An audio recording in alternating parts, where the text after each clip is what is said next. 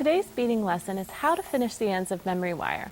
So memory wire is a wire that remembers its shape, and you don't need to use a clasp. So there are many different ways to finish the ends. You always want to be sure that you cut your memory wire using shears that are specifically made to cut memory wire. It will ruin ordinary wire cutters because memory wire is made of stainless steel.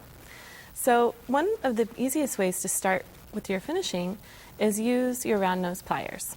I like to turn the wire against the natural curve. So I grasp it in the end of my round nose pliers and then just turn the wire in a loop. And this is your very basic way of finishing the ends of the memory wire. And you can see here that I've dressed it up a little bit. I just put some beaded dangles on the end. And each of these were made by adding a bead to a head pin and then turning a basic loop.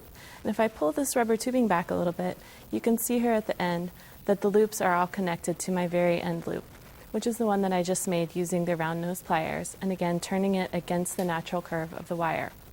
Another really pretty way to finish the ends is to use an end cap.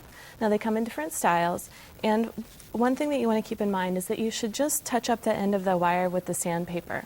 Filing it a little bit makes the glue have a more secure bond there, and you can use any kind of cyanoacrylic glue, or also you could use epoxy to add the end caps there.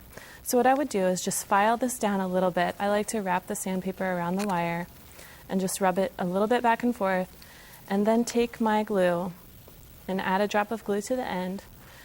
And again, it doesn't take a whole lot of glue here, just a drop, and then add your end cap. And as you put this on, then I bring the last bead down to the end cap and glue that last bead to the end cap as well. And you can even spot glue some of the last beads together here. And that's handy to come in with the precision tip and just add some glue there. And that's going to make a more secure finish. And it looks really professional too at the end. There's also a set screw finding that you can use for the end of your memory wire. And it has a little bit of a larger hole than an ordinary set screw finding. And it's also drilled only part of the way, so the wire won't come out the other end. So you're just going to loosen the screw with the miniature screwdriver before you begin, and then add it to your wire. So as you slide it on, place the wire inside, make sure that it's all the way onto the wire, and then pick up your screwdriver and just come in and tighten that screw. So this is going to give you a very secure finish because it holds the wire nice and tight inside at the end. And this is the set screw end for the memory wire. It's also removable, so if you decided that you wanted to change it later, it would be easy to take it off and change it out. So there are 3 different ways to finish your memory wire.